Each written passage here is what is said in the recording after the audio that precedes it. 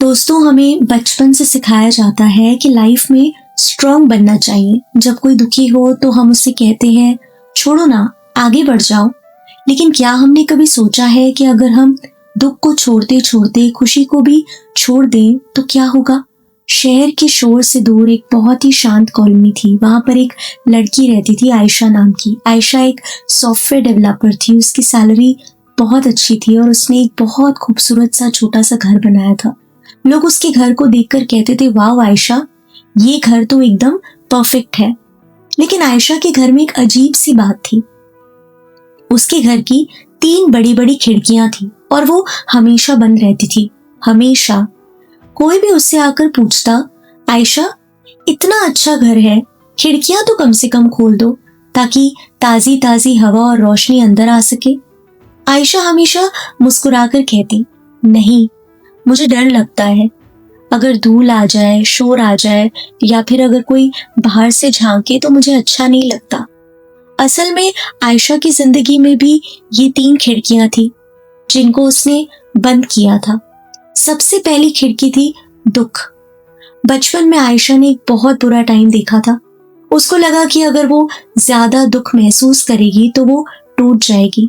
तो उसने क्या किया? उसने उस दुख को एक दीवार के पीछे बंद कर दिया।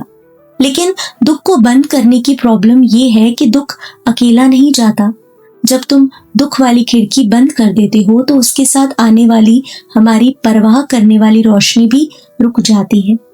आयशा को अब कोई छोटी सी बात भी दुखी नहीं कर पाती थी। लेकिन साथ ही जब उसकी कोई फेवरेट मूवी रिलीज होती थी तो वो खुशी भी महसूस नहीं कर पाती थी। वो सिर्फ हल्के से मुस्कुरा देती थी, जैसे कि कोई आम बात हो। दूसरी खिड़की थी गुस्सा। आयशा को हमेशा सिखाया गया था कि लड़कियों को शांत रहना चाहिए। जब कोई उसके साथ गलत करता था तो वो चुपचाप सहती थी। उसने गुस्से को भी एक खिड़की की तरह बंद कर दिया था। लेकिन गुस्सा वो बस नेगेटिव फीलिंग नहीं होता। गुस्सा इस बात का साइन होता है कि तुम्हारी कोई बाउंड्री टूटी है। गुस्सा तुम्हें बताता है कि तुम्हें अपने लिए खड़ा होना है।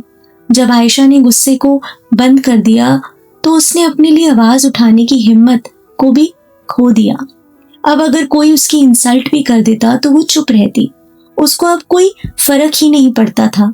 ये डिटैचमेंट नहीं, ये सरेंडर था। तीसरी खिड़की थी प्यार की खिड़की।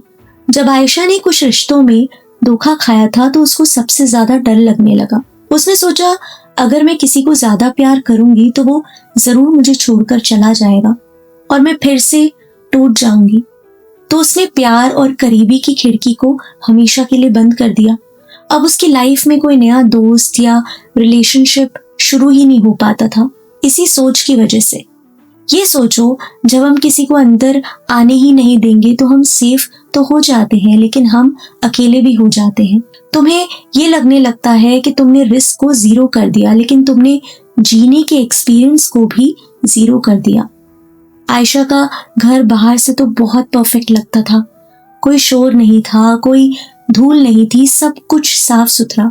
लेकिन जब एक बार उसकी कॉलोनी में आग लग गई तो सबसे पहले वही लोग भागे जो आग देख रहे थे। जब सब लोग अपनी जान बचा रहे थे तब आयशा को लगा कि उसको भी निकलना चाहिए, पर उसकी खिड़कियां तो बंद थी। उसको जोर से चिल्लाना था पर उसकी गुस्से वाली खिड़की बंद थी, तो उसकी आवाज बहुत धीमी निकली। उसको रोना चाहिए था पर उसकी दुख वाली खिड़की भी बंद थी, तो उसकी आंखों में आंसू ही नहीं आए। और जब उसने मदद के लिए किसी को फोन लगाया तो उसके फोन में सिर्फ काम वाले नंबर थे। उसके पास कोई ऐसा दोस्त ही नहीं था जिसको वो बिना सोचे फोन कर पाती, क्योंकि उसने कभी प्यार की खिड़की खोली ही नहीं। उसने प्यार की खिड़की भी बंद कर दी थी। तो इस कहानी से दोस्तों हम ये सीखते हैं कि आयशा बच गई, लेकिन उसको उस दिन ये रियलाइज हुआ कि इमोशनल डिटैचमेंट तब नहीं होता जब हम अपनी फीलिंग्स को कंट्रोल करते हैं। ये तब होता है जब हम डर की वजह से अपनी फीलिंग्स को हमेशा के लिए शट डाउन कर देते हैं। हम डिटैच या लोगों से दूर इसीलिए होते हैं क्योंकि हमें लगता है कि अगर हमने फीलिंग्स को आने दिया तो हम कंट्रोल खो देंगे। लेकिन जब हम सारी फीलिंग्स को रोक देते हैं तो हम आखिर में अपने आप को ही खो देते हैं। क्या आयशा ने आग लगाने वाले दिन अपनी बंद की हुई कोई भी खिड़की खोली, या वो डर में ही रहती रही, या वो डर में ही जीती रही? अगर आपको भी इस तरह की कहानियां पसंद है तो इस चैनल को प्लीज लाइक, शेयर और सब्सक्राइब जरूर से कीजिएगा।